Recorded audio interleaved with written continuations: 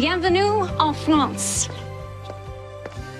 Alicia Hart here, inviting you to come fall in love with Bordeaux, a wine lover's paradise. It's one of the most beautiful and vibrant cities in France. You won't be short on options. Incredible wine, Michelin star food, rich history. Bordeaux will fill your cup. Come settle into this luxurious chateau where you'll be charmed by the surrounding vineyards. And as the sun sets, enjoy a glass of Cabernet Sauvignon by a cozy fire. This is definitely your next heart's escape. Wouldn't you agree, Marshall? And why just visit this beautiful chateau when you could own it? This property definitely meets the Marshall gold standard. Cut. How was it? Alicia, Marshall, that was fantastic. Well, being in Bordeaux helps. This property is going to sell instantly once people see it on TV, maybe before. Well, I've got some good news. I just got off the phone with the network, and we've been greenlit for a third season. What? Valerie, that's incredible. That's not all. They want to make Heart's Escape their prime-time show. You're kidding. You two have worked really hard. Enjoy the spotlight. Can you believe it? Of course I can. That's why we make such a great team in life and work. Speaking of, something exciting I want to discuss with you, but first I gotta send these chalet floor plans to a potential buyer, but I will be right back. Hold that thought. Café, madame? Oh, no, thank you. I don't drink coffee, but do you have herbal tea? Ah, oui. And of course, you must try one of our chocolate truffles. Well, who could say no to chocolate? Oh, wow. These are incredible. Are they local? It's a family recipe. Would you mind sharing it with me? Trying new recipes is kind of a hobby of mine. Ah, oui, it would be my pleasure. Merci. Ah, de rien.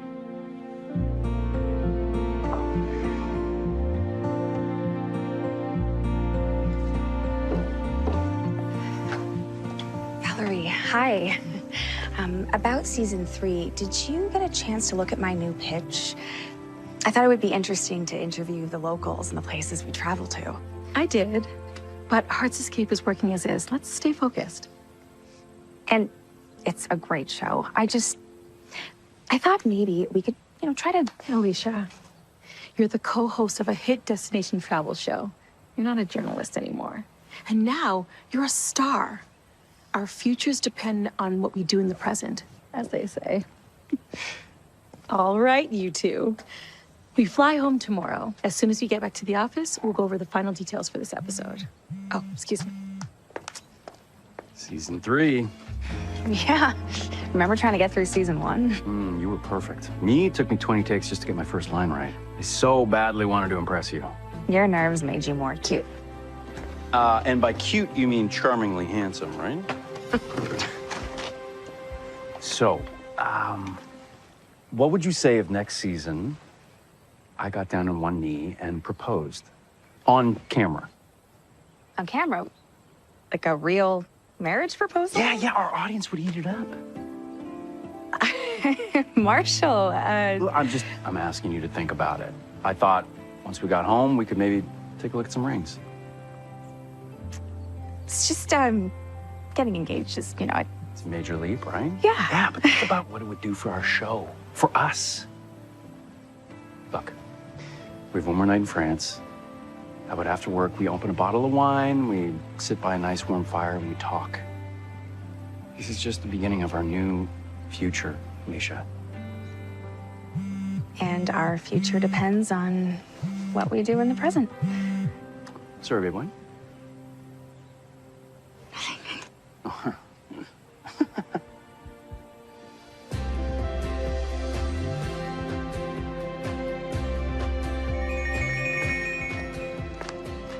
Hey, Kelsey. Hey, that's it? I've been calling you nonstop for days. I know, I'm sorry. We were filming out of the country. I just got back. Oh, where were you this time? France. Mom, can I have $2 more? I want a heart cookie. Is there a please attached to that? Please. Is that Auntie Alicia? Mm-hmm. Auntie Alicia. Guess what? It's my 10th birthday this weekend. Oh my gosh, Courtney, you're right. Can you come to my party? Sweetie, I wish I could, but I'm crazy busy with work. Okay, miss you. I miss you too. Here, ask for extra whipped cream on my hot chocolate, okay? Can you say please, Mom? Please and thank you. So I guess this also means you're not coming home for the ball. It's the 50th anniversary, and your best friend has once again been hired To run it by the mayor himself. You know there's no saying no to your dad. You know what happened the last time I went to the ball? That was 10 years ago. Still, too many memories. You'll never guess what listing I got. What? The old Willow Oak House. Oh, I love that house. Does it still have that big tree with the swing out front? Sure does. Put in an offer. Kidding, unless you want to move back home. It's a nice house, but my life is in the city. I know. I miss you. Then just come home, yeah? You know, your father turned the ball into a fundraiser. Really? Why? What's going on? Same thing that happens to all small communities, redevelopment. Your dad says they might tear more down than stores, landmarks even. Block Bridge? But how can they? It's protected, isn't it? Well, apparently not. Oh, come on, Alicia. I need you. Your family needs you. Cupid's Creek needs you. Fine. I am coming home. I knew you would. Well, at least now I can buy Quinny a birthday gift. Okay, good. Sounds great. I'll see you soon, all right? Love you. Love you. Bye.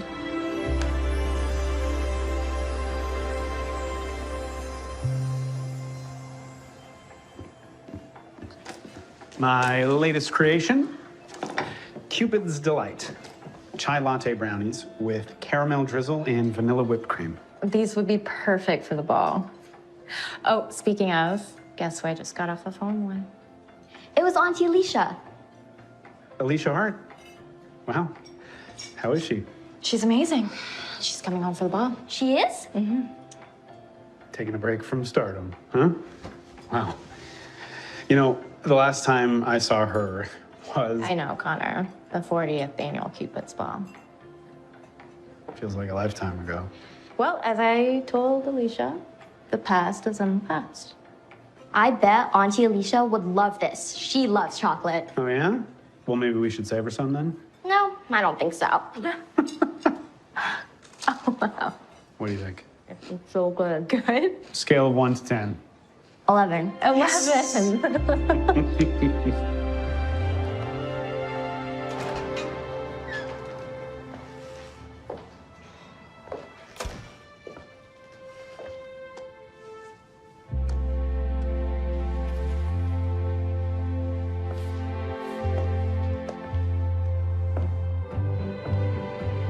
Hello, dear.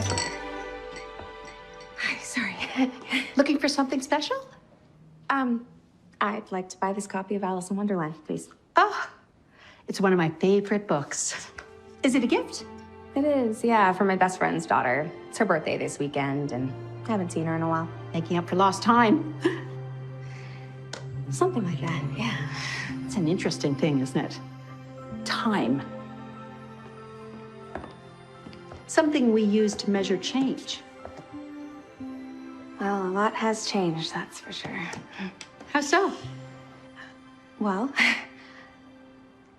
my hometown holds this Cupid's Ball, and this year is super important because my father's the mayor, and he's hosting this fundraiser that my best friend is organizing, so I have to go, or I look like a bad person. But I haven't been to a ball in 10 years, and it just it brings back a lot of memories for me, so I'm kind of stressing out.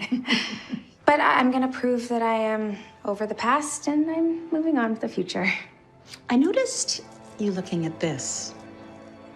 Yeah, it's really beautiful. It's a rare piece, filled with the sands of time. What do you see?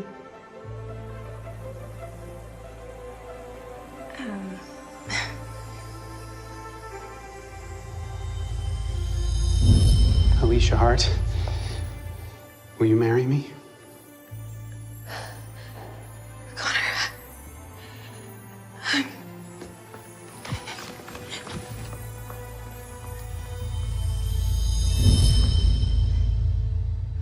What just happened? Reunions can bring back a lot of memories. Yeah.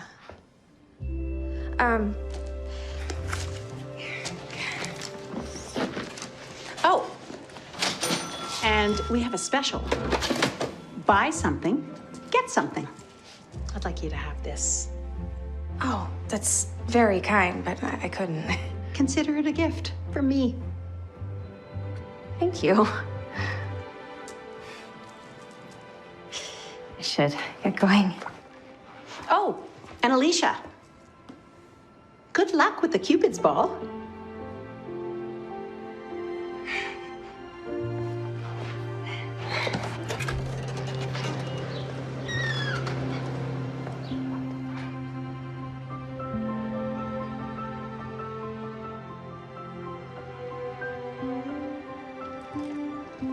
Hey. Now, I realize I got you a coffee for your trip, but you don't drink coffee. Oh, well, that's okay. It's the thought that counts.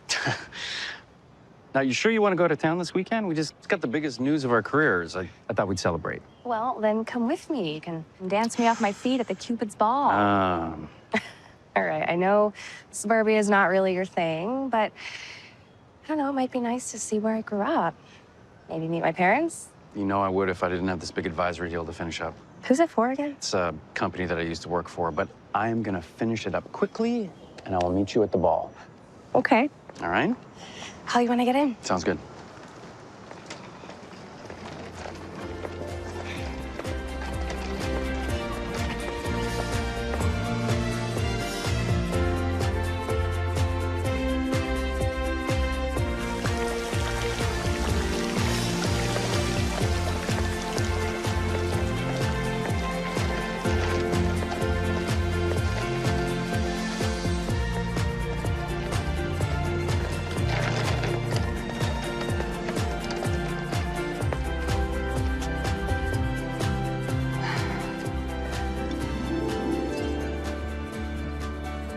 Okay. Connor is in the past, not the present. Get it together, Hart.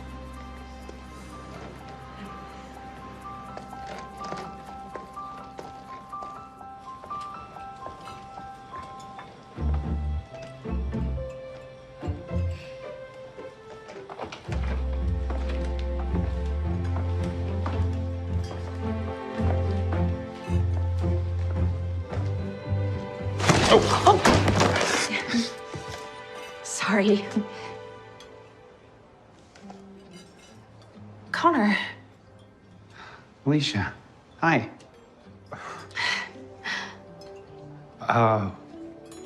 Welcome home. Nice of you to stop by.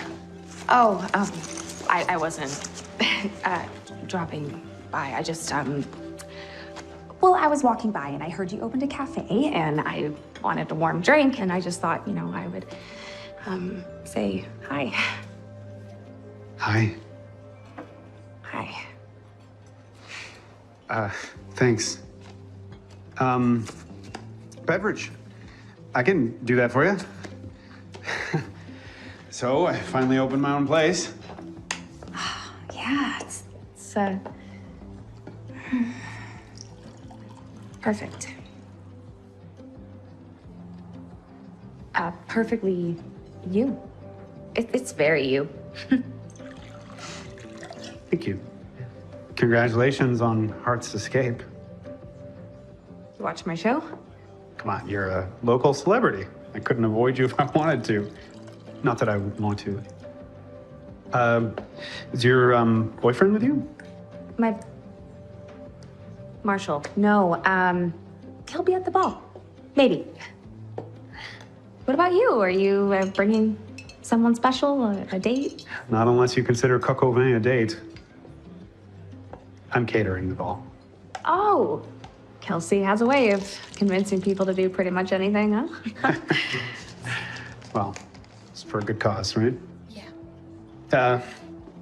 I assume you still don't like coffee? You remembered. Yeah, no. Thank you. This one's popular. It's a sweet cinnamon milk tea with a hint of vanilla. Oh, it's delicious.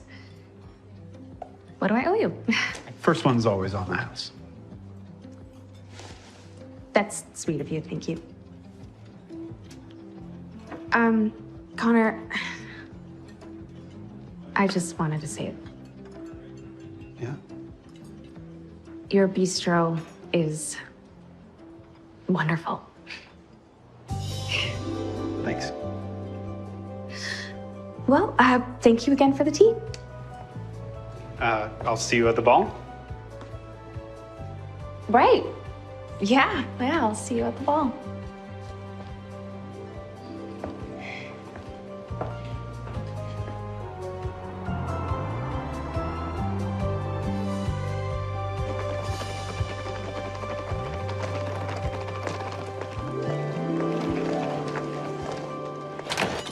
Who's finally home live and in person? Hi, Mom. You look fantastic. Oh, I missed you guys. We missed you too, sweetheart.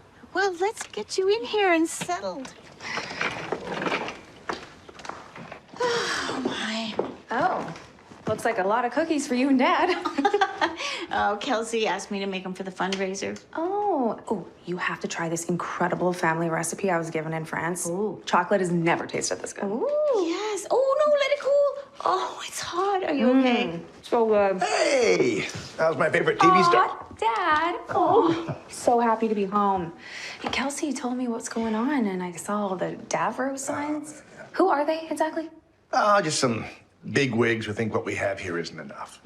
They want to destroy Lock Bridge and make it more accessible to the main highway for future development.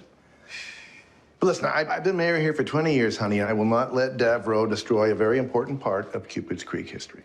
Anyway, you can worry about that on Monday. Tonight's about celebration. Oh, where's Marshall? I thought we were going to finally get to meet him. Marshall. Yeah, he had to finalize a deal in the city, but he'll try to make it for the ball. Ah, good, good. Anyway, I love you guys, but I gotta get ready. I told Kelsey I'd get to the ball early, and if I'm not, she will send out the National Guard. Okay, go. These look fantastic. Okay, and no. What do you mean, no? I'm the mayor. I'm the cook. Good point.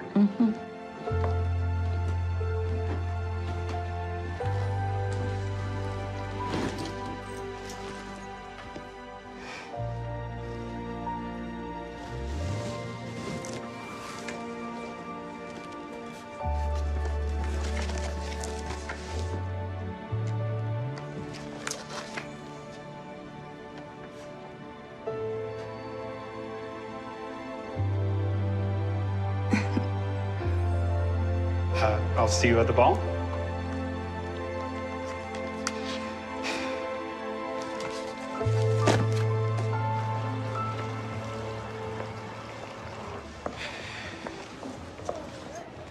Oh my gosh, I can't believe you're home! So, what do you think? Gorgeous, Kels. You about done yourself. I mean, speaking of gorgeous, can we talk about this dress? I'm loving the necklace, too. You're gonna turn some heads tonight. About that, I stopped by Connor's Bistro this morning. How was it seeing him again? It felt... Are you okay? This is a beautiful thing. Alicia, can I take your photo? It's you. Photographs open the door to the past.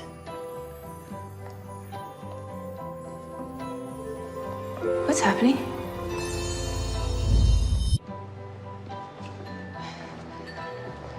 What are you doing here? Hello, Alicia. Okay, I'm dreaming, right? This is a hallucination. Jet lag. I still have jet lag from France. None of this is real. I know how this must seem, but I can assure you, this is very real. Oh, thank goodness. Kelsey. Hey, Kelsey. Why can't she see me? Oh, no. Am I? Oh, no, nothing ominous. No, this is simply your second chance. Second chance? Second chance for what? Okay, I came to your store to buy a book, and now... What year is this? This is why you're here. You see, the hourglass gives you a moment back in your life. The same one that you connected to when you first touched it. Oh, no. Connor's proposal. So what, I just have to relive this moment? Why does it have to be this moment? I've had lots of other moments, you know. Okay, come with me.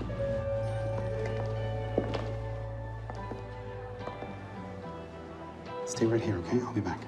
Where are you going? The song's not over. Why are you making me watch this? I know I hurt him. I was there the first time. Hi, everybody. Happy Cupid's Ball. Sorry to interrupt, but I have something important I need to say. Alicia, we've been together since the graduating year of high school. And even before our first date, I knew what I wanted my future to look like. And that was to be with you. Alicia Hart, will you marry me? Please, I'm begging you, make this stop. I can't watch myself say no again. What have you said? Yes.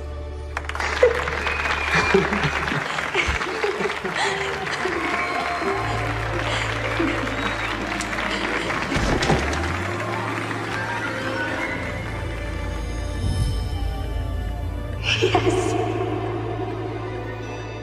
Can you hear me? Where am I? You're at the Cupid's Creek Hall. You fell. Did you hit your head hard? Just had the weirdest dream. Where is everyone? The other volunteers? What am I wearing? Your casual best? Casual, but we were just at the Cupid's Ball. Well, the ball's not until Saturday and today's Thursday. Are you sure you're okay? Here, let me help you out. Come on. What's this? That is everything you need to get done before the ball, partner. Don't quit on me now. Partner. This is crazy. Where's my phone? No, that's not my bag. It's the bag you brought with you? No, I was carrying my purse from Paris. Right. You must have put it beside my coat from Milan. You're hilarious. Here. No, that's not. Let's take it. What? Okay.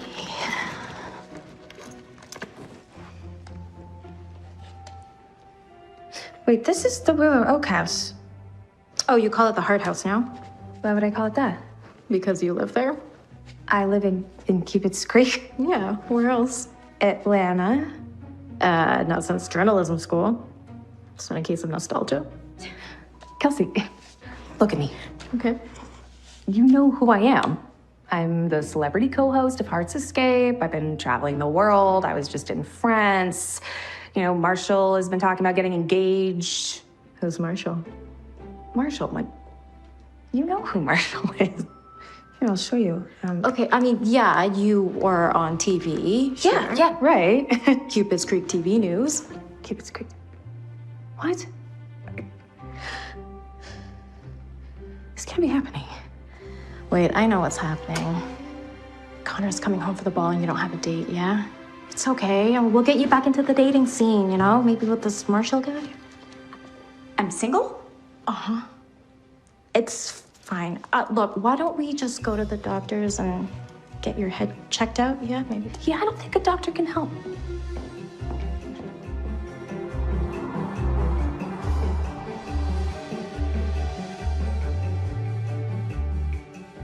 I'm in the Twilight Zone, aren't I? That's what's happening.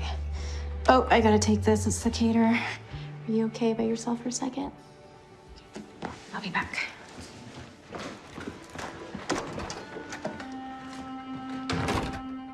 What seems to be the trouble? You again? Mm-hmm. What, now you're a doctor? Mm-hmm. And I suppose this is all real too? Yeah. You're not a doctor, are you? Why don't you just take a few deep breaths and I'll explain. This is real. You're just in a different reality. Different reality? Like, an alternate universe? Or... The hourglass took you to a specific crossroads in your life, one you could repeat or do differently. My second chance. Exactly. So now this is what if? What if I had said yes? But you did say yes. And by doing so, it created a whole new chain of events that led you to this exact moment. Wait, but Kelsey said that I was single. So if I said yes, where's my ring? Where's Connor? Those are all great questions. That's where the hourglass comes in. You need time to figure things out. See, the hourglass is like a compass. When the sands run, you're heading in the right direction. When they stop, you're stuck. Stuck? Stuck here, so my old life just disappears forever? What happens when the sands run out? Well, let's just hope you're where you want to be when that happens. You know what? No thanks. You can have this back. I'm done with the past, so just tell me how to get back home to my real life. For now, this is your real life. The hourglass is never wrong, dear. There's something you need to learn in this version of the present, and only you can figure that out. But how am I supposed to do that? Okay. You'll need this. Really? And this.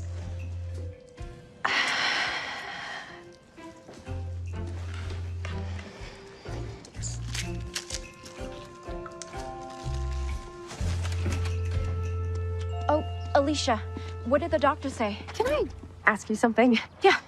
10 years ago at the Cupid's ball, did Connor propose? Yeah? Yeah, he did. And, what did I say? You said yes? Right. I said yes, and we're not together. Oh, Alicia, that was a long time ago. Just don't understand, why are we not together? You said you didn't want to get in his way, no what ifs or something? What? Look, I promise we'll go down memory lane later, and I'm glad you're okay, but we have a huge problem, okay? That was the caterer on the phone, and they got offered a higher paying gig in Savannah and canceled on us 3 days before the ball. I mean, who does that? No what ifs. Focus, partner. Okay, the 50th anniversary will not be remembered as the year the ball had no food. Yeah, okay, I'm here. Okay, for as long as it takes. You still have the quotes from the other caterers at home, right? Quotes? Caterers. Yeah. Okay. Yeah, I have them. Great. Great. Okay. Wait, why are you running? So, do I have any pets? Or not since the 3rd grade? What are you talking about? Alicia, Connor, what are you doing here? I just got into town. I'm helping my parents with a move. You don't live here? He doesn't live here? You don't live here, I knew that. Welcome back, Connor. It's nice to see you. How's Atlanta? How's your restaurant? Yeah, it's great, Kelsey. Thanks for asking. You have a restaurant in Atlanta? I do. I thought you knew that. I did know. I do know. Yeah, I just, I thought big cities weren't for you. Well, it's an acquired taste. I get that. What's your restaurant like? It's a quaint little French bistro. Goût de la maison. Taste of home. You speak French? Un petit peu. Oh. You should come down sometime, both of you. You'd have the chef's table. That sounds like a weekend away to me. It's been ages since we've been out of town. So. Well, I was just in France. What? Oh. Into this travel book on France. Oh. Yeah. Are you feeling all right? Hit her head, poor thing. Yeah. Yeah, we're just coming back from the doctors. And we should get going. Yeah, busy. Oh, but you are okay? Yeah, good. Glad to hear it. Are you coming to the ball? Coming. She's co-chair. That's right. I am helping put the whole thing together. Oh, well, in that case, I'm sure it's going to be an amazing event. It was nice seeing you again. You too. See you at the ball? Save Lock Bridge. Bye, Connor. That could not have been more awkward. Or more flirtatious. What? No. We. I wasn't. Wait, was he? I couldn't tell. Do you need to see the doctor again? What? Just take me home.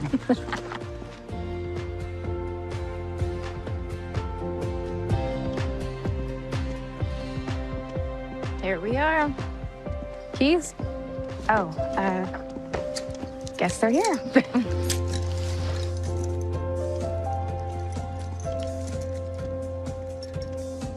Park house.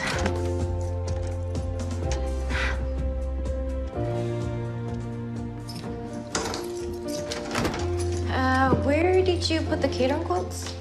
Right. I think they're probably in the Dining room. yeah. This house. It always had a great story. So much character. Even places I've stayed around the world, they pale in comparison to this house. And when have you traveled around the world exactly? In magazines, you know, places I've seen in magazines. Right. Honey? Dad! Oh, are you okay? Yeah. Oh, Mom, good to see you too. Did you hurt yourself, sweetheart? No, I landed funny. I called them while you were with the doctor. But what did they say? Doctor says she's fine. She is not a doctor, she's a meddler. She's still in shock. We bumped into Connor on our way here. Connor? Mm-hmm. He's coming home for the ball. Oh. Anyways, Alicia, I'm gonna get started on these catering quotes. Come over when you're feeling better, yeah? Okay. I can't do this without you. Our caterer canceled like less than an hour ago. Well, you can't have a ball without great food. Oh, I know. If you need any help, Kels, I'm here. Right? This ball is crucial to the revitalization fund. You put your trust in us, Mr. Hart. We won't let Cupid's creep down. I know. Feel better, yeah? Thanks. I'm gonna make you some lunch. Good idea. Thanks, Mom.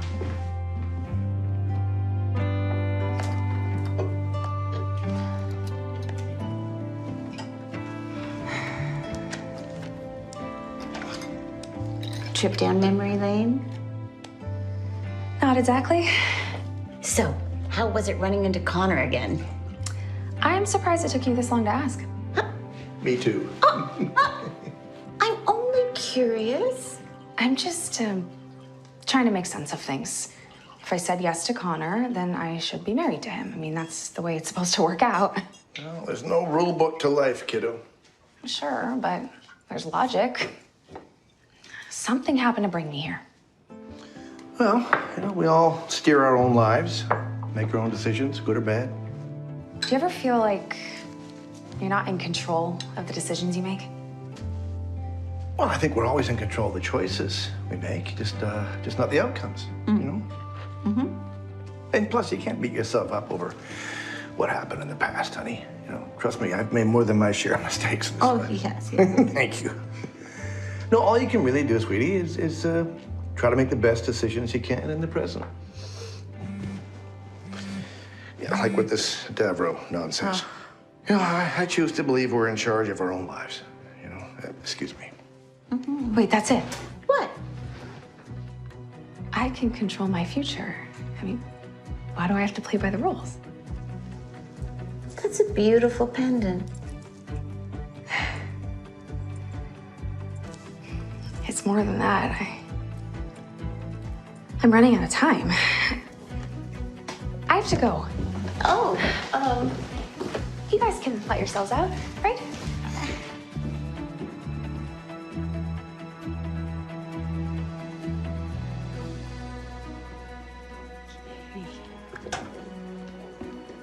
Oh, hey, you're back. How are you feeling? My head's a little more clear now. Okay, good. Look, I need you to tell me what went wrong with Connor. Oh, I don't think this is the right time or place to, What do you mean? It's exactly the time and place.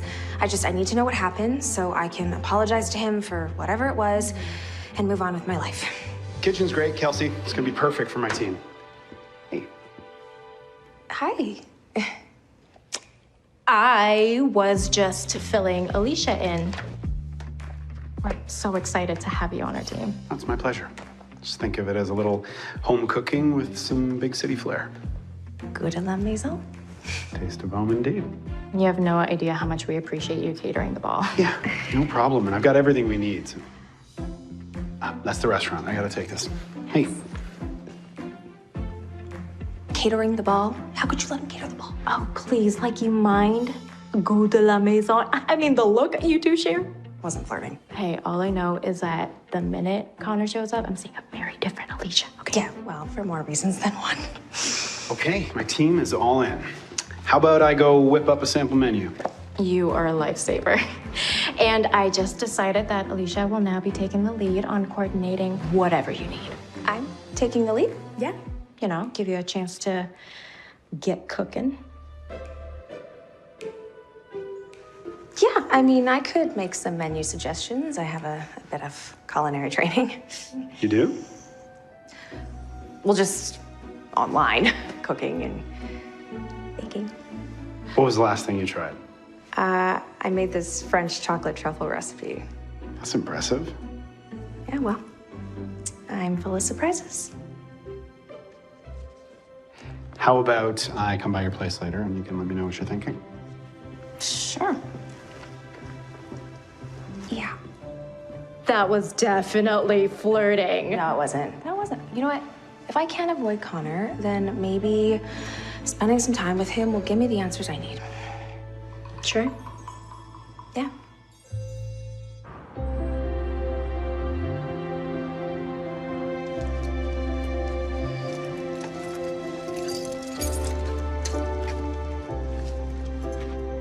Hi. Hey. What are you doing here? Well, we've got a menu to work on, don't we? Yeah. Yeah, I just wasn't expecting you so soon. I can come back if you don't have the time. No, I've got nothing but time. I can't believe you bought the Willow Oak house. Yeah, I did. I mean, you always said you would. You would insist that we stop in front of this house every day on our walk home from school. I remember. Is this the same swing? Yep, same one. Really? Yeah. I don't know. It seems smaller to me. Well, we aren't 12 anymore. Yeah, that's a good point. You want to, you know?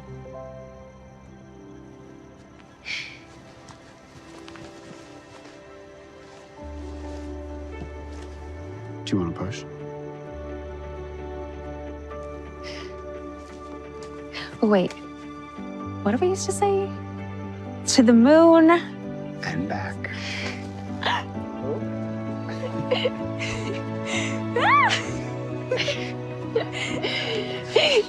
I forgot how fun this was. Come on, I bet you're on this thing every day.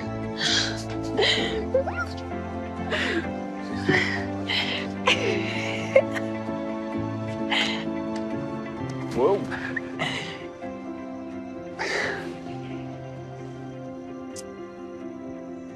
We have a menu to create. Should we get inside? Yeah, let's get cooking.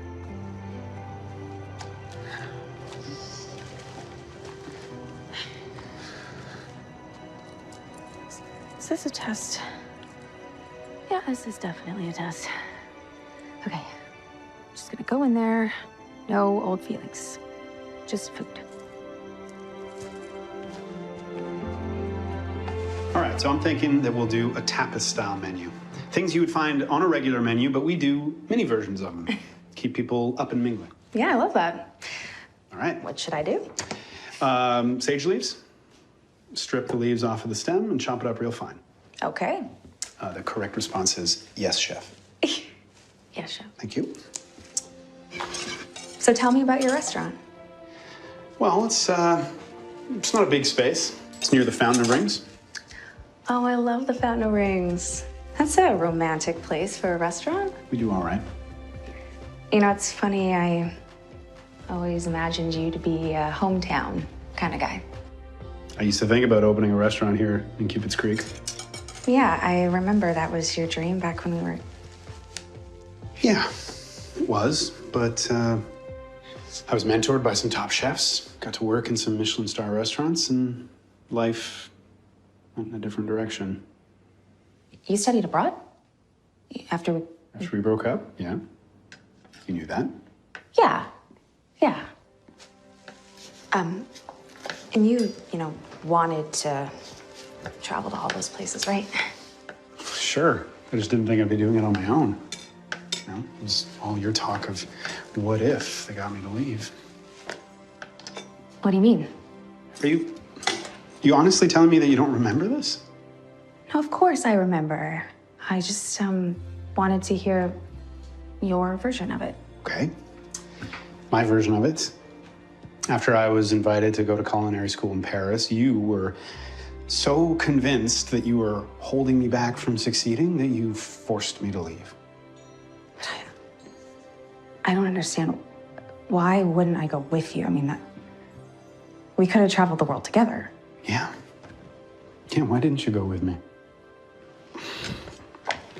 I mean, after college, you said that you were happy here, working, sharing people's stories. I came home after college.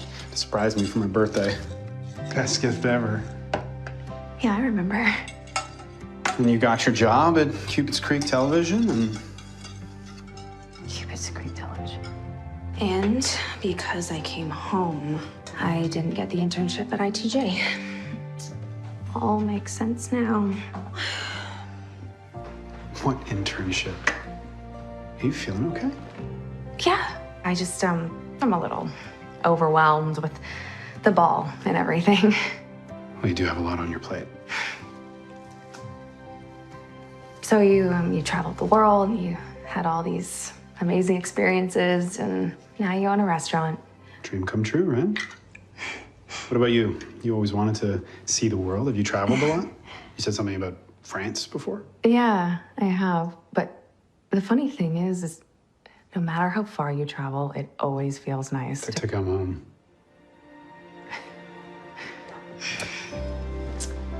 What have we got? This is something incredible. Incredible, really? Possibly spectacular. Cream of truffle bruschetta. Ooh.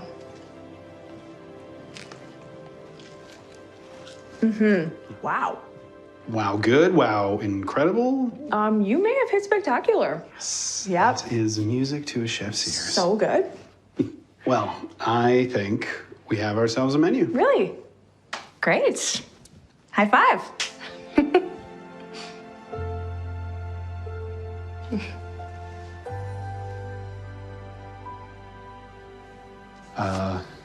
We did it, and it's late, and I should probably get going. Yeah, let's clean up.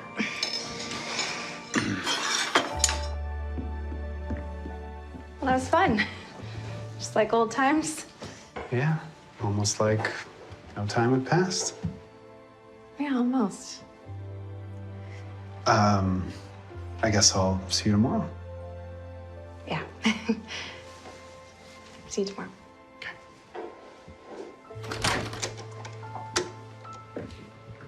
Good night. Night.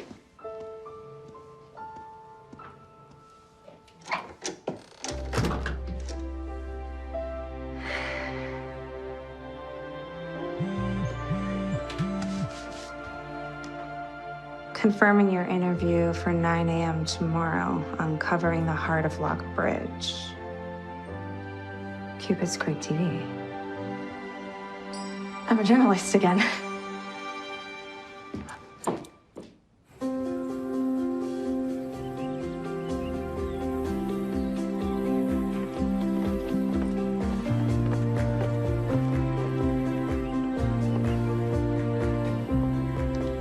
Good morning.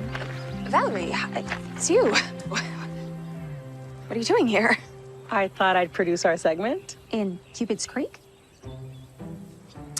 You always pick the best locations. Sorry, I'm a little scattered these days. You ready? Like riding a bike. Let's do this. Okay. You're interviewing Gladys Boyd. Her parents were one of the first to place a lock on the bridge. Okay. So it's a personal piece about Lockbridge. Got it. It was your idea. Right, yeah. Of course it was. It's not your usual controversial style, but I like the local approach. So, our angle is to highlight the history of the bridge, show how it benefits the community. Okay. I won't disappoint you. You never do. Cameras are ready when you are. Oh, I have a surprise for you. Totally outside of our wheelhouse, but I set up a bake-off for you for tomorrow. A bake-off? With who? We'll go over the details later. Let's get you mic'd up. Okay.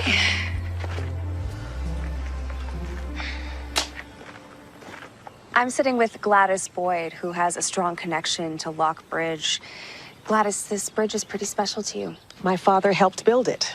Many of the young men of Cupid's Creek worked on the bridge until conscription. So your father was called to fight in the war? Before he was deployed, my father placed one of the first locks on the bridge, making a promise to my mother that he would come back to her. When he came home, he met her, right there. To think they would tear this bridge down breaks my heart. Do you know which lock is theirs? Of course I do. Let me show you. Okay. So at the end of the bridge, the plaque states that this is a bridge for the people of Cupid's Creek and owned by the people and their promises to each other. What does that mean to you? It's permission for people to place a piece of themselves on our bridge.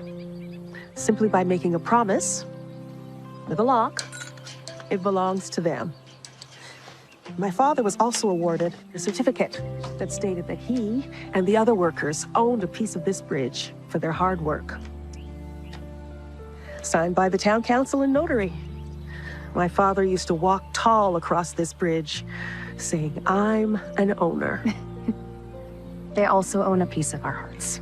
And your family is one of the many reasons why we need to preserve our heritage. Thank you again for telling your story today, Gladys. Great job.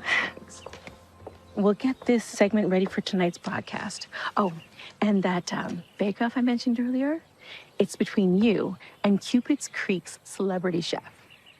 Chef? Mm-hmm. Connor Wilmore? I hear you two were quite the item when you were younger.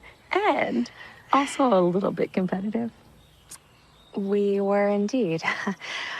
I look forward to it.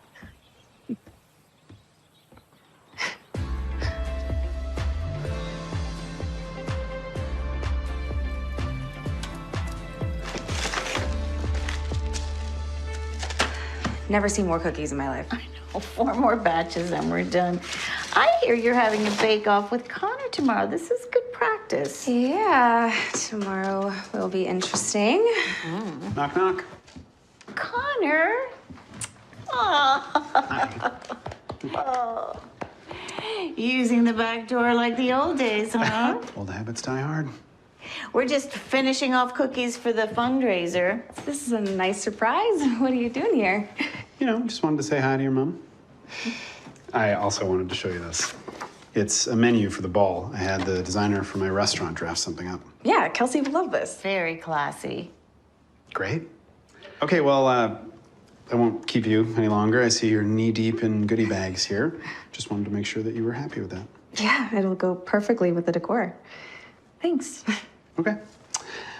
Bye.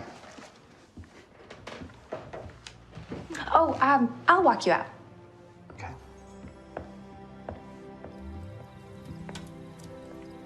So I understand we have a friendly competition tomorrow? The bake-off, yeah, I just heard. Don't think I'm taking it easy on you. Don't worry, Hart. I won't make you look too bad. Oh. I might surprise you, you know. Oh? I look forward to seeing that. There you are. Oh, hi. Sorry to interrupt, guys. Nice to see you, Mr. Mayor. Connor, good to see you. We were just talking about tomorrow. Ah, big day. Yeah. I think I should go home and write my victory speech. Nice to see you. You too. Good night. Well, I know that look. What look? You'd look at them that way when you were kids. Always watched them go. Well, things are different now. Yeah, I guess you're right.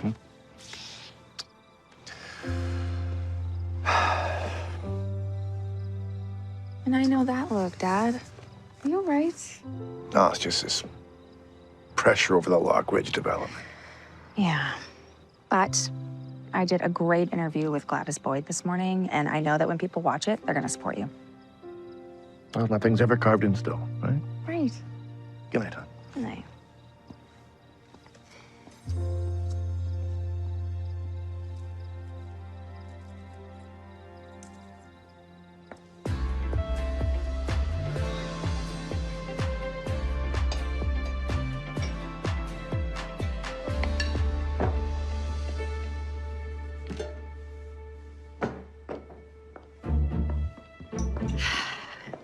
Not gonna get camera shy, are you?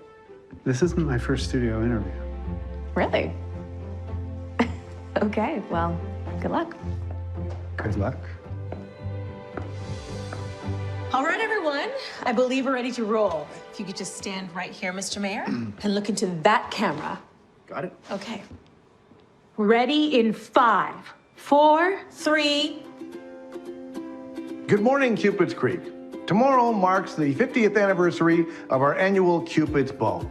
We're raising funds here for our revitalization project to save Lock Bridge. So please donate what you can today. And by all means, please come to the ball tomorrow night. We also welcome home celebrity chef and Cupid's Ball caterer, Connor Wilmore. Very happy to be here, Mayor Hart. Thank you. So without any further ado, let's make something sweet. Thank you, Mayor Hart. Now, who is ready for a tasty competition? I am. You up for the challenge, Chef? Hey, I'm always up for embarrassing one of my oldest friends on TV. Let the battle of the chocolates begin. So, Chef Hart, what do you have in store for us today? A classic bonbon aux framboises. Raspberry-filled white chocolate truffle made with all fresh ingredients. That's impressive. Mm-hmm. And you? Salted caramel chocolate truffle, a classic.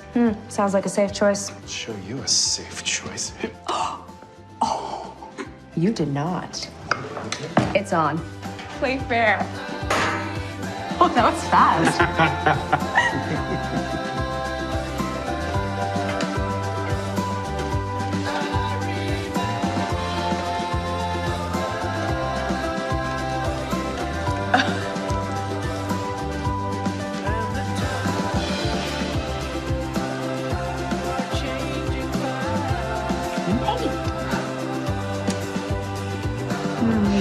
Get out of here.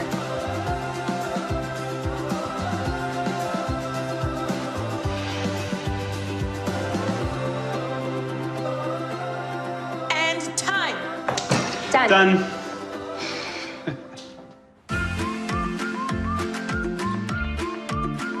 Well, Cupid's Creek, it looks like the winner of your celebrity chocolate battle will be determined by the taste buds of your mayor. But I promise no favoritism since he is my father. None whatsoever. I promise a fair judging, Chef. Thank you, Mayor Hart. All righty.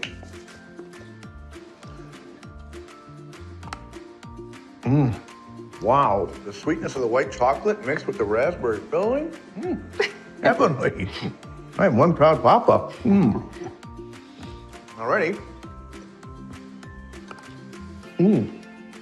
Wow, again.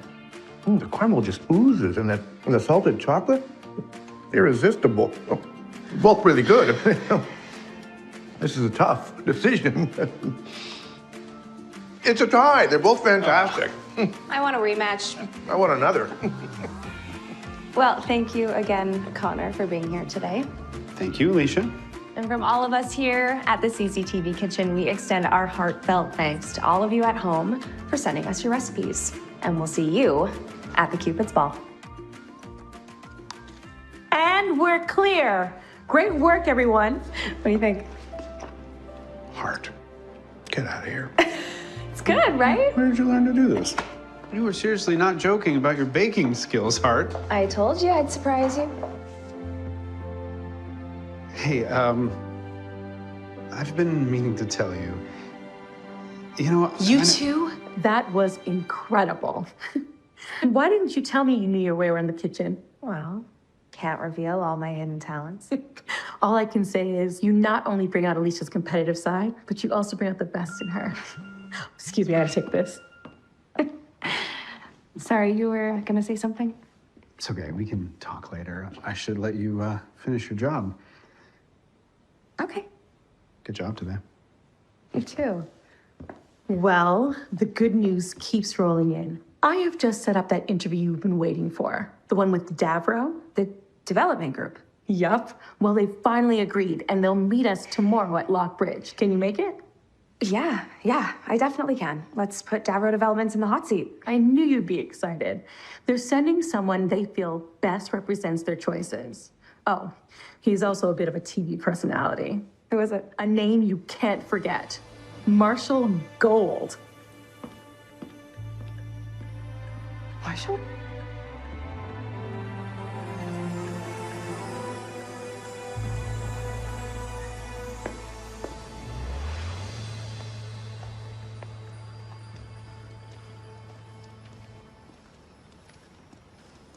Hi. Hey.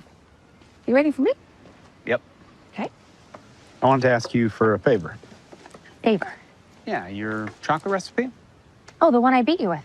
I will remind you it was a tie. I want to add it to our menu for the ball. Really? Yeah, really. Okay, well, I'll text it to you. What's on your mind? Valerie just let me know that I have an interview, big interview tomorrow with someone someone from Davro Developments. That's great. I'm sure you're gonna make them sweat. Yeah, well, we'll see their reaction. What's up? Are you okay?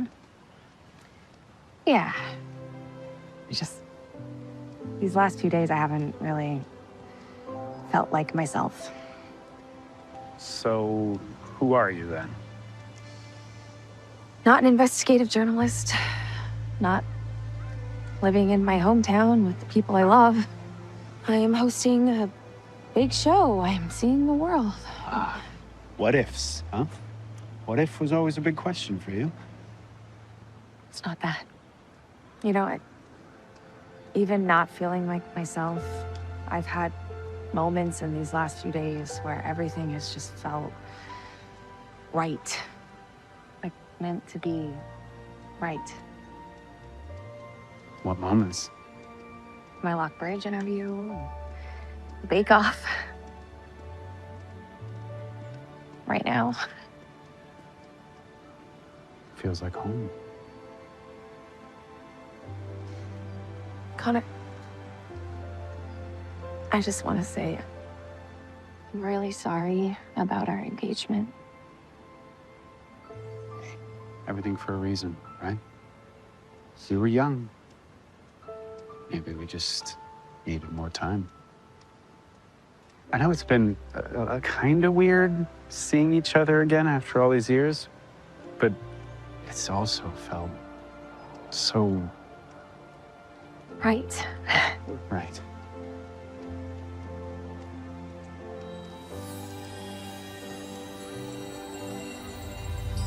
Fresh cut flowers! Flowers! Fresh cut flowers! Flowers? Okay. Sure. Something to commemorate your win with. I mean, your tie. Hello. Hi. I'll take those, please. Great. Thank you. How much do I owe you? First one's always on the house. Sounds like a sweet victory. Thank you. Aw, thanks. I should probably go. I've got a lot of prep to do for the ball, and now I have to make chocolates. See you soon. What are you doing here? Uh-oh. They're stuck. Is this a joke? Am I stuck here? Let me take a closer look. This was you. No, the hourglass is your guide. Okay, what were you doing when this happened? Well, I just found out I have an interview with Marshall tomorrow. Oh, and fun fact, Valerie is my same boss from my other life, only here she works for CCTV. People's paths change. Yeah, and Connor and I almost just... And then you arrived. It just doesn't make any sense. Yeah. The universe works in mysterious ways. How am I supposed to pretend that I don't know Marshall, a man who almost proposed to me? That is a dilemma. Yeah, I just don't understand. I have been trying to fix everything I thought I was supposed to do with Connor, and then just when I think things are moving in the right direction, this happens. What am I supposed to be learning? Those are great questions that only you can answer. You know, you said this is my second chance. Maybe I don't need a second chance. I was happy with my life. Sometimes the toughest choices are the best choices. Could you be any more cryptic? You know what? It doesn't matter if I said yes or no to Connor 10 years ago, because we're still not together. And even if we have the slightest chance now, I'll push him away. I always do. Wait, is that what this is about? Letting go of the past so I can move on with the future? Is that why Marshall is coming here tomorrow to test me? Now you're on the right path. What? Look at that. No.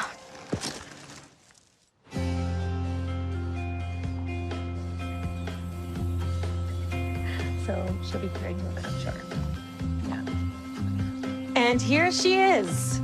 Hopefully this won't take too long. I gotta get back to the city. Let me guess, big deal in Atlanta? Yeah, actually. Marshall Gold, meet Alicia Hart. Miss Hart. It's a pleasure to meet you. You as well, Marshall. Or Mr. Gold. Do you prefer Mr. Gold? No, Marshall's good. Okay, I'm just gonna... So, Davro Developments. I thought you were a private realtor for a TV show. Well, I am, but I started my career with Davro, and I still help them as an advisor from time to time. An advisor, really? Mm-hmm. Well, I haven't worked for them lately as I'm working on a new show. What show is that? I travel the world selling luxurious properties. Wow, well, that sounds like an opportunity to meet lots of people, tell lots of stories. Mm. Well, let's start with yours. Lead the way. So Davro's sign says, developing for the future. What does that mean to you? Well, we always look at making places better, more livable. Better. This is one of the first houses in Cupid's Creek. Well, it's rustic. Not much else to sell it on. It's a part of our history. People want to live in places that mean something to them. Development doesn't have to consume a community. It can breathe new life. Imagine expansive riverfront properties, new people, new money. That's why the people of Cupid's Creek are raising funds, to save our history. But Davro has this community more concerned than hopeful. It's not personal. It's progress. Let's cut there. Just give me a few minutes. Is the interview over? Not quite. Let me sell you on this. Welcome to Lockbridge, another piece of Cupid's Creek Davro Developments wants to destroy. Oh, it reminds me of, The Pond Arc. Yeah, I remember when we filmed I remember a trip I took there once. And it reminded me of home. So do you have a lock on this bridge? Well, I grew up here. Of course I do. So what promise did you make? Can't tell you that. It's personal. Hmm. So we talked about Davro's intentions. Why don't I guess yours? Mine? Yeah. Ha, okay. Guess away. Well, you can't resist a good opportunity. Well, that's easy. You watch my show. You're truly passionate about the properties you sell, but underneath this tough realtor exterior... Tough realtor? You get nervous the night before a deal is made. You're so worried that it'll fall through, because if it does, it would mean you failed. Well, anybody would be nervous to lose a big deal. What about you? Me? Yeah, you grew up here, live here. You ever wanted something more? Sure. Exactly. And if this community is truly that special, then let's take it to the next level. Let's roll on this. Look, I have nothing to hide. All I'm saying is that we'll demolish this old bridge to create new room for riverfront properties and bustling commercial spaces.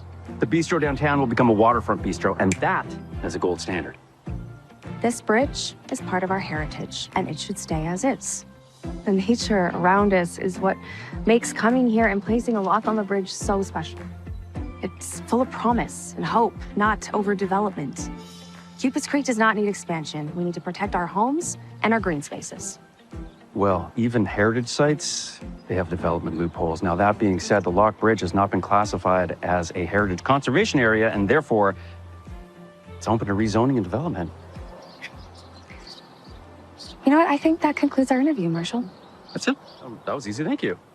Listen, if you're ever in Atlanta and you're looking for something more than local news, why don't you give me a call? Thanks. Alicia?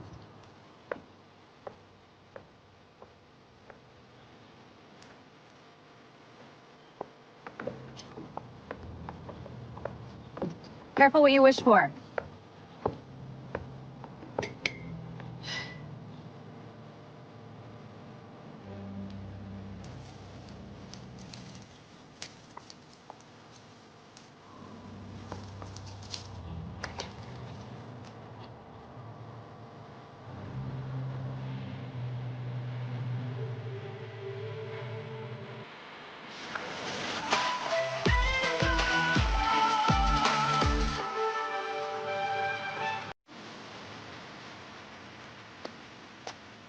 You dropped something, dear.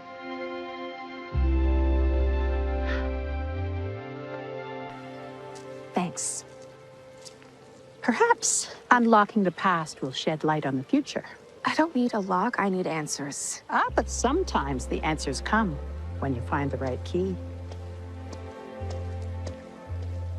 Alicia. Hey. Connor, I called you a couple times. You seem pretty deep in thought. Yeah. I was just crossing Lock Bridge heading to my parents' house when I saw you there. Do you think our lock is still there? I'm pretty sure we locked it tight and threw away the key. What's wrong? We're not gonna be able to save Lock Bridge. What makes you say that? Let's just say I know the guy driving the deal, and he wouldn't be doing it if it weren't a sure thing. You know, I thought the same thing about my restaurant. Turns out that part of the property had been gifted to a family years ago. It took forever to get through the paperwork. But you still managed to build it. What I'm saying is you might have more time than you think. Time. Yeah, time doesn't seem to be on my side these days. Hey, you know, yesterday, when we almost... I'm sorry if that was... No, it's okay, Connor. None of this is real anyway. That moment felt real to me. I didn't mean it like that. I just... Well, I don't think you're gonna believe me, and this might sound crazy, but... This necklace has been guiding me through time.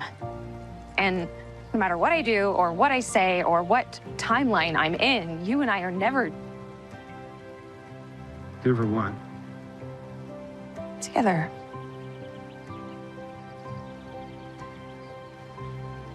Wow. I just thought, what if, you know? What if I gave it another shot? But I guess you've made it pretty clear where you stand. Connor, that's not what I meant. Connor.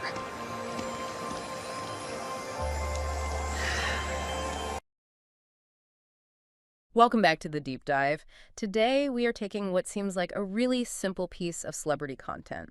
It's a brief 5-minute Christmas Eve vlog posted by Kim Kardashian, and we're going to use it almost like a forensic tool. Right. Our mission here is to really dissect the incredible, and I mean meticulous, architecture of modern celebrity self-presentation. That's exactly right.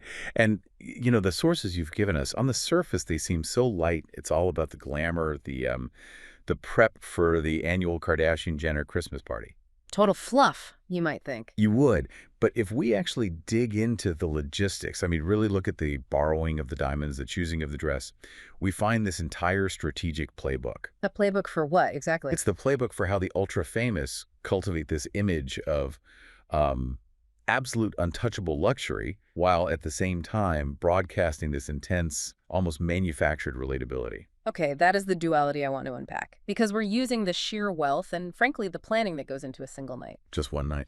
to reveal this fundamental strategic tension. Yeah. We're really searching for the surprising little details that reveal the whole system at work. And we have the perfect starting point. We do. And the core nugget we have to start with is an absolute mind bender. It really is. It's the ultimate celebrity juxtaposition, and it hits you right away. It does. You have this massive star, right? She's getting ready to step out wearing an archival Thierry Mugler gown from 1986. I mean, a garment that is basically a museum piece. It is a museum piece. Yeah. And she is, I mean, literally dripping in millions of dollars worth of borrowed jewelry from one of the most exclusive diamond houses on the planet. Lorraine Schwartz, we'll get into that. We will. And yet, right before she steps into that complete fantasy, she reveals this mundane, everyday detail that is so shocking in its commonness, it just forces you to reevaluate the entire context. It really does. The source material reveals that this multi-billion-dollar mogul recently decided she needed to get her ears re-pierced. Okay,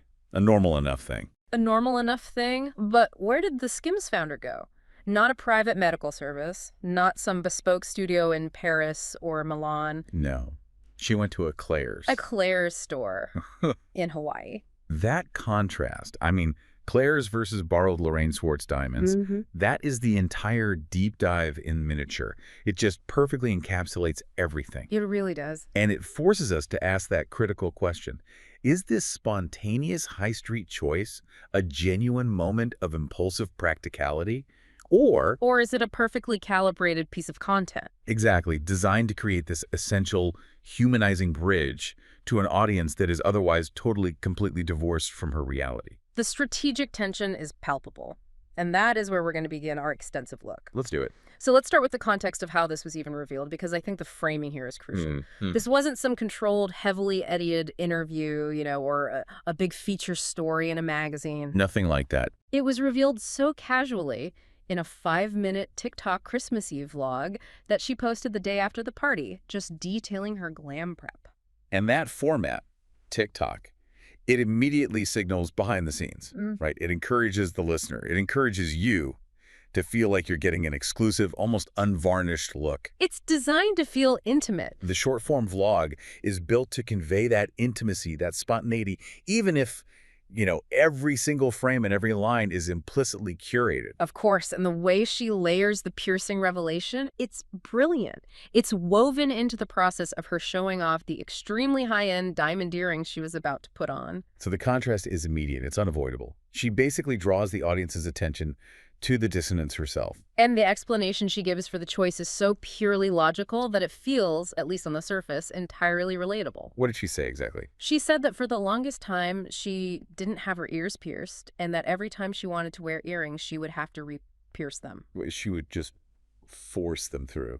Apparently. I mean, think about that level of just low-grade inconvenience for someone who is in the public eye 247 constantly changing outfits.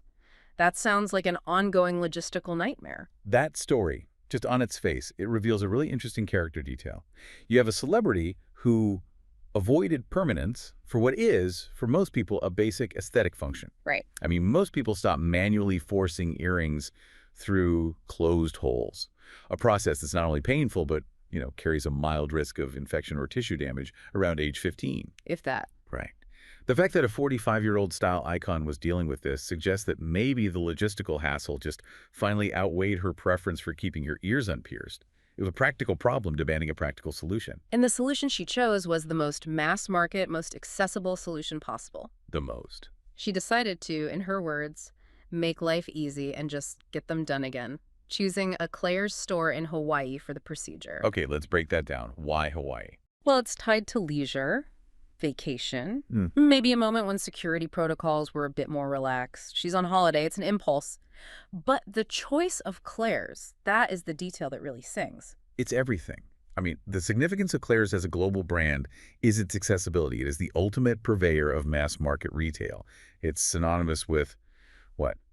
Teenage nostalgia? Totally. Mall trips? Inexpensive jewelry, and critically, the use of the piercing gun method. Ah, the piercing gun. Yes, and the piercing gun, it's efficient, but it is often viewed in professional circles as less sterile and more traumatic to the tissue than a needle piercing done by a skilled professional. So choosing Claire's is the absolute antithesis of the bespoke, medically precise luxury service she could command. Absolutely. She could have had a top plastic surgeon do it. And that's what makes us pause. For someone who controls her image with, military precision, every outfit, every photo angle, every single piece of light, doesn't go into a Claire's, which is often staffed by enthusiastic teenagers and not medical professionals, introduce a huge, unnecessary risk.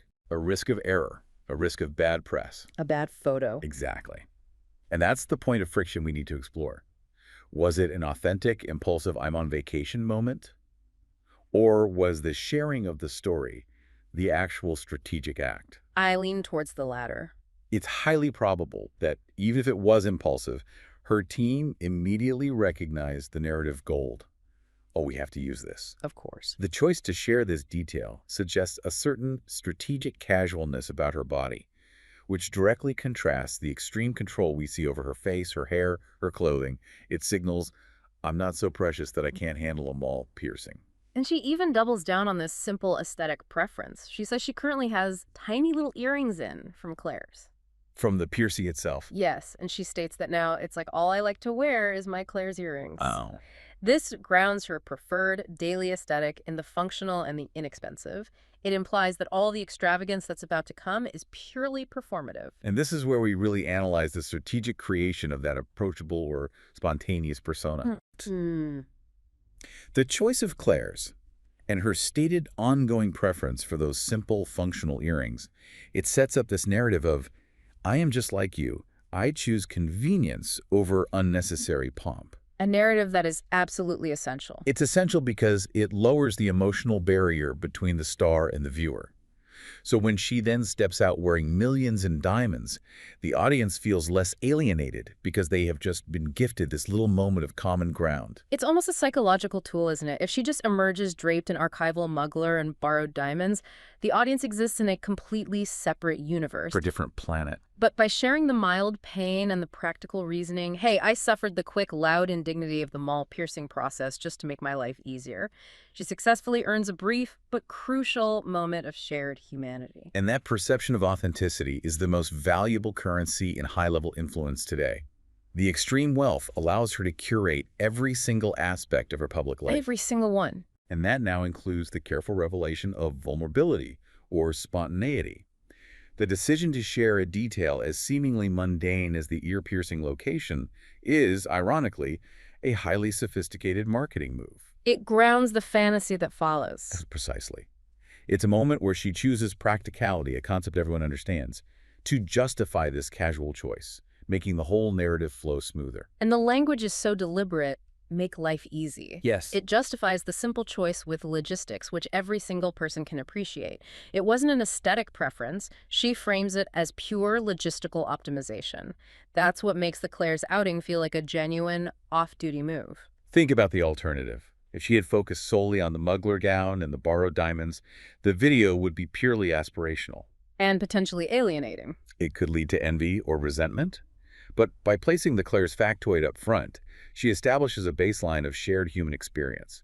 She's telling us, I choose simplicity and practicality in my real life, but tonight, I am stepping into my role as a fashion figure. And that foundational detail makes the temporary high-altitude glamour that follows, which again involves assets worth multiple mortgages, less jarring and more palatable. She's giving us the mental whiplash. Yes. The whiplash is necessary to appreciate the fantasy, and then the narrative transition she executes is just masterful, confirming the exact duality we've been analyzing. She moves right into it. Instantly. From the, maybe $15 earrings to the extreme luxury. She acknowledges the upgrade herself, saying, as much as I love my Claire's earrings, every once in a while, a girl's going to step it up and put on some Lorraine Schwartz jewelry. That line is a perfect summary of the performance of celebrity. Her real life includes the tiny, simple Claire's earrings, but her public role requires the uniform of extreme opulence. The Lorraine Schwartz pieces. The necessary artifact for a world-class public appearance. And the specifics of this luxury are just incredible. The sources detail the specific pieces. They were Lorraine Schwartz diamond dangle earrings and, maybe even more impactful, these diamond bangle bracelets. Just dripping. We are talking about pieces that require massive insurance policies just to leave the vault. These are serious, high-octane assets, collectively valued well into the seven figures without a doubt. And we have to stress, again, that critical logistical and economic detail. She was absolutely clear that she was borrowing all the jewelry for the night. Which is fascinating. This isn't just a matter of shopping. It's an economic statement about the temporary movement of extreme wealth for a fleeting aesthetic impact. It seems a little counterintuitive, though. For someone with her immense net worth, a reported billionaire, why not just buy the pieces if she loves them? What does the whole practice of borrowing high jewelry tell us about the economics of the celebrity image? It reveals several key layers about the modern luxury economy. First, and this is the big one, security and insurance. They are astronomical. I can't even imagine. Owning a permanent collection of this caliber requires dedicated, incredibly expensive security teams and massive annual insurance premiums that would dwarf the cost of a temporary loan. Okay, that makes sense. Second, variety and strategic placement are key. Designers like Lorraine Schwartz, they operate as essential strategic partners. They want their pieces to be seen on the world's most visible bodies at peak visibility events. It's advertising. It's the equivalent of a Super Bowl commercial, but targeted directly at the ultra-wealthy. So it's a completely symbiotic relationship. It benefits both parties. Total. Kim achieves this massive temporary elevation of her projected worth and status without the long-term logistical headache of ownership. And Schwartz gets unparalleled, high-profile advertising. The value exchanges access and exposure, rather than a permanent capital transfer. The diamonds are part of the production value of the night. Precisely. Furthermore, by reiterating that she borrowed the pieces and then playfully wishing Santa would get them for her, she maintains the aspirational fantasy. How so? Even for a star of her magnitude, this level of jewelry is presented as a desire, not a guaranteed asset. This tiny gesture makes her slightly more relatable. She is desiring the unobtainable, just like the viewer desiring her lifestyle. That's a great point. And the FaceTime conversation with Lorraine Schwartz, that's where the logistics of this whole borrowed bling economy collides with personal connection. It makes the whole transaction feel human. It does. The vlog allows the audience to witness this intimate, high-stakes moment of a designer seeing their loaned pieces in their final context. It validates the relationship. It shows it's not just some faceless PR transaction. There is a personal, professional bond between the client and the jeweler. And it adds dynamic content to the vlog. We get the immediate, unfiltered reaction from the creator of the jewelry herself. And what a reaction. Schwartz is just pure, high-octane validation. She says, "Wow, now that's fresh, and it's so different than everything. I love it. Wow, you look insane." I mean, that is the immediate, real-time peer review. It confirms the styling choice was a phenomenal success. It's the highest stamp of approval you can possibly receive for an ensemble like this. It is, but then this is where the conversational dynamic pivots right back to the human element. Schwartz's immediate follow-up isn't about the carats or the cut. It's this purely personal, humorous question. She says, "Are there any hot guys there tonight?" It's hilarious. That single line just cuts through the entire fantasy. It prompts this hilarious, grounded reply from Kim, who just says, "No." I doubt it. Which is amazing. She is dressed in archival history and millions in loaned assets, yet she's just going to a family gathering. It instantly deflates the expectation of some major high-stakes social event and grounds the aesthetic effort back in its primary context, family celebration and content creation. This is strategic vulnerability at its absolute best. Yeah. It acknowledges the universal expectation. When you look insane in diamonds, you're expected to be seeking validation, maybe romantic or professional opportunity. Of course. And then she instantly dismisses it. She grounds the look in the context of family, reframing the aesthetic achievement as being for herself, for history, for branding, rather than simply, transactional courtship. And the whole segment ends with that playful yearning for the pieces, which confirms their temporary nature. Kim says, "I hope Santa is good to me this year." And Schwartz plays along. Yeah, she jokingly sings, "All I want for Christmas is these earrings." And Kim adds, "Exactly." It just reinforces the idea that these multi-million-dollar assets are temporary, enhancing the maximalist, fleeting fantasy of the night. So the conclusion we can draw from this section is that her true celebrity worth is measured not by what she permanently owns, but by the power of her access. The power to borrow. Her privilege to borrow and wear. That relationship with Schwartz, the ability to secure these incredibly high-value, high-risk pieces for a single evening, that is the ultimate status marker. It far surpasses the simple acquisition of the asset itself. Okay, so moving from the financial gymnastics of the borrowed diamonds, we get to the historical significance of the fashion itself. The centerpiece of her look was an archival Mugler gown from 1986. 39 years old. 39 years old. This isn't just clothing.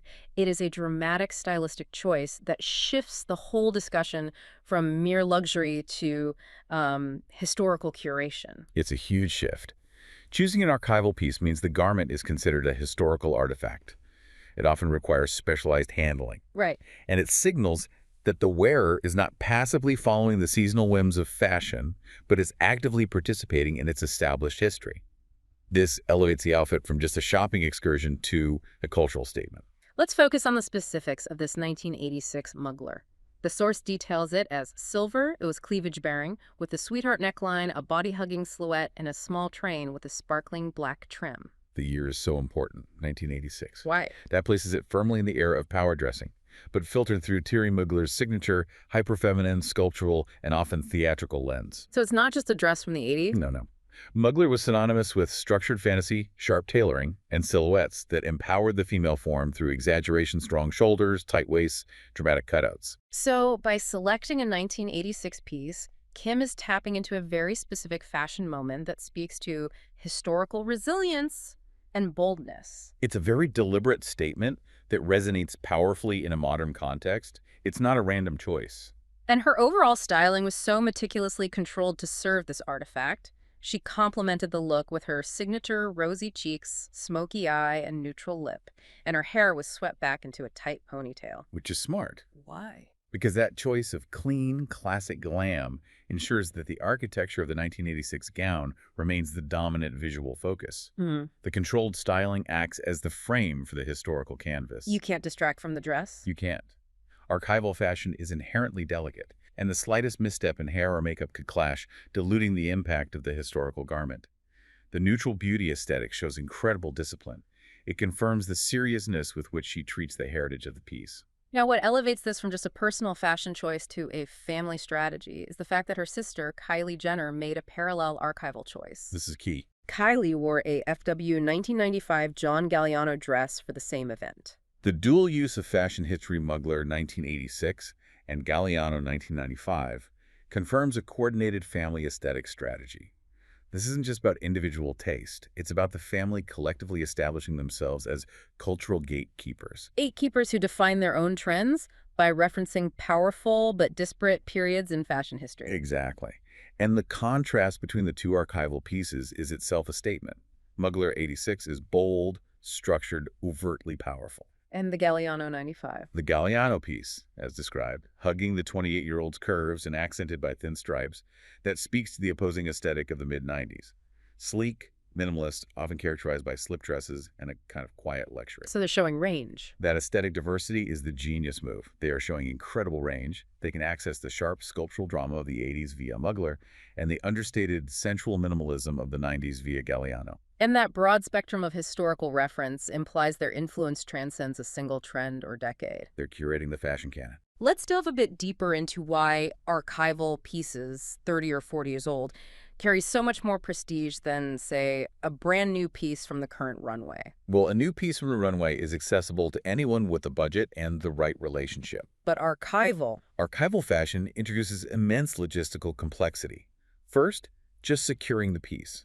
These garments are often held in museum collections, private collector vaults, or the designer's own precious archives. You can't just call up and ask for it. No. You need specific, high-level connections, a proven track record of trustworthiness, and a massive insurance policy to even touch them. Second, there's conservation. A garment this old requires expert handling, fitting, maybe even restoration. So the logistics alone. The logistics required to safely acquire, wear, and return a 1986 Mugler dress signal and unparalleled access to a specialized fashion infrastructure. It's a statement that says, we don't just shop, we influence cultural history. Pretty much. And wearing a piece from 1986 ensures absolute singular uniqueness at the event, which is the ultimate form of exclusivity in a world saturated with luxury goods. No one else will have that dress. It's a finite garment. No one. Furthermore, it feeds into the current fashion renaissance. Both Mugler and Galliano, while still relevant, represent periods of intense creativity that are now being revisited by contemporary designers. By wearing the originals, they establish themselves as the authentic reference points. They validate the source material. And place themselves at the center of the cultural conversation. They are saying, we command history. It elevates them above mere consumers into influential cultural historians, at least for a moment. The implication is massive. They are using fashion not just to look good, but to make an intellectual statement about their status. They're participating in the lineage of couture, making themselves historical figures in a modern setting. It's a power move. Okay, so the Christmas Eve event is truly a cohesive family performance.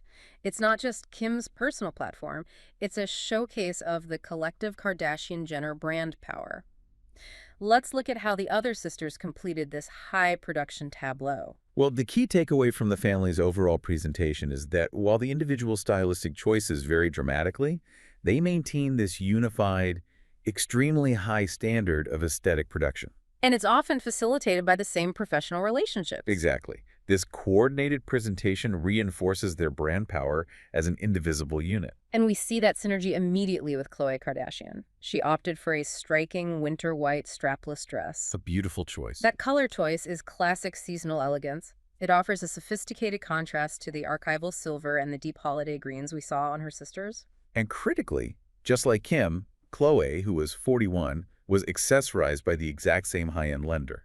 She wore a drop necklace, a matching diamond ring, and an earring set, all on loan from Lorraine Schwartz. That is not a coincidence. Not at all. It is a clear, family-wide strategic choice. The reliance on the same lender, on Lorraine Schwartz, across multiple sisters for a single event, it speaks volumes. What does that centralization of loaned assets imply for the economic and strategic planning of the family brand? It implies massive centralization and efficiency. When one high-profile family uses the same singular, top-tier global jeweler, it reinforces the perception of monolithic luxury. They're a unit. They are projecting an image of such immense collective wealth and influence that they can command the best assets from a single source. It streamlines the logistics, simplifies the insurance, and ensures brand cohesion. So the Kardashian standard of diamonds is Lorraine Schwartz. For this event, absolutely. And it also speaks to the immense value that the family provides back to the designer. They maximize the return on investment for Schwartz. Of course. Instead of spreading the exposure across 4 different jewelers, Schwartz achieves maximum saturation by covering multiple key figures at the most watched family event of the year. It's a highly sophisticated, calculated advertising strategy. The collective power of the 4 sisters, draped in the same brand's loaners, creates a far more powerful visual and narrative than if they had each used different competing jewelers. It is cohesive and commanding. Now let's turn to Kourtney Kardashian, who at 46 took a decidedly contrasting stylistic approach. She anchored her ensemble in traditional holiday colors. She wore a long-sleeve forest green suede dress paired with burgundy leather gloves and black tights. Kourtney's look provides the essential grounding element in the group. While Kim and Kylie are soaring in these archival, museum-worthy pieces, Kourtney is focused on rich texture and immediate seasonal relevance. It's a very different vibe. The choice of suede, a tactile, heavy material, and the pairing with gloves and tights, it suggests a mood that is more grounded, more traditional, and less overtly about fashion history. So the suede, the tights, the gloves, these details prevent the family ensemble from becoming just a homogeneous runway show. Kourtney maintains her individual personality while still adhering to the standard of high-quality materials and intentional styling. She is the counterpoint, the sister who embraces the immediate holiday mood. Her role is crucial. She prevents the extreme glamour from feeling sterile. She provides the necessary anchor to the Christmas theme, while Kim and Kylie elevate the event into a serious fashion exhibition. It's like each sister plays a curated role. Consciously or unconsciously, yes. They each play a role in the visual narrative, ensuring maximum impact across diverse aesthetic niches. Finally, Kendall Jenner. While the details were a little less confirmed for this specific event, she clearly adhered to the high glamour standard. Oh, for sure. She posted photos of a red sequin midi dress with a deep cleavage-bearing neckline layered under an oversized black coat and finished with black and white slingback pumps. Red sequins are pure holiday drama and high visibility. It's a classic move. And Kendall's known for her supermodel-level blending of high fashion with polished, intentional street style. The coat adds that touch. The layering of the oversized coat adds a dramatic contemporary flair. It confirms that even her least confirmed look aligns perfectly with the family's collective commitment to spectacle and high production value. So in the end, we see these incredibly diverse styles: archival history, winter white elegance, festive textures, and sequin modernity, all unified by a shared astronomical standard of glamour. And often facilitated by the same external lending partners. Which brings us back to the core dichotomy. The massive logistical and financial effort required to pull off this single-night Mugler 1986, Galliano 1995, loaned multi-million-dollar diamonds from a single source, highly coordinated styling, all of this. All of it rests on an emotional foundation that was established with a 5-minute story about a $15 mall piercing. The money and logistics are astronomical, but the emotional buy-in from the audience begins with the mundane. It requires the audience to simultaneously believe that they are historical fashion curators who command millions in temporary assets, and that they are practical, everyday women who sometimes just need to choose the easiest, most accessible solution for a minor inconvenience. It's the ultimate synthesis. It is. The family is no longer just selling pure, unattainable luxury. They are selling the narrative that even their unattainable luxury is occasionally informed by the exact same practical choices that you might make. They're selling what we call curated relatability. That is the glue. It's the glue that keeps the mass celebrity engine running in the internet age. Because pure, unadulterated luxury creates distance and envy. But luxury tempered with a dose of, I got my ears pierced at the mall, a choice tied to leisure and spontaneity, that creates a powerful aspirational connection. And that connection is the strategic bedrock of their continued influence. Absolutely. This deep dive has been so illuminating, tracing this journey from the utterly spontaneous and, accessible choice. The Claire's piercing. The necessity of re-piercing ears at a Claire's in Hawaii, all the way to the strategic, calculated display of extreme wealth and history. We moved from practical logistics to this idea of temporary luxury. Dazzling Lorraine Schwartz diamonds and decades-old Mugler and Galliano gowns that function as walking historical artifacts. Artifacts that require specialized infrastructure just to acquire and display them for a few hours. Right. So what does this tell us about the currency of celebrity in the modern era? I mean, the material proves that massive influence relies not just on the performance of maximum luxury, No, not anymore. but on the careful, selective revelation of moments of human accessibility and really strategic vulnerability. Think again about those two key moments of vulnerability she chose to share. The minor pain of the re-piercing and the simple, budget-conscious location choice. They're such small details. They're tiny. But these low-key personal details successfully ground the otherwise fantastical world of multi-million-dollar temporary assets. It's the necessary narrative bridge that prevents the entire fantasy from collapsing under the weight of its own unattainability. I think the ultimate lesson here is about control and curation. The story isn't just that she went to Claire's. No. The story is that she went to Claire's and then she chose to share that specific, potentially embarrassing detail publicly. Positioning it directly against the maximum glam of the night, it creates the illusion of a spontaneous, unfiltered peek behind the curtain. And that illusion of authenticity is what justifies the continued attention and the massive economic structure built around their lives. It's a highly sophisticated performance where the most mundane details, where you get your ears pierced, become the most valuable currency. Because they generate trust. Trust and a shared experience, they are selling the bridge between your world and theirs. It really makes you consider the choices. I mean, we know without any question that Kim Kardashian has access to the most exclusive, medically precise piercing experts in the world. Of course. She could have had a renowned specialist use medical-grade gold needles in a sterilized surgical environment within her own $60 million home. And that's the crux of the final analysis. Why choose them all? Was it genuine practicality during a spontaneous vacation moment, or was the eventual decision to share the story the true marketing genius? So we'll leave you with this final provocative thought for you to mull over.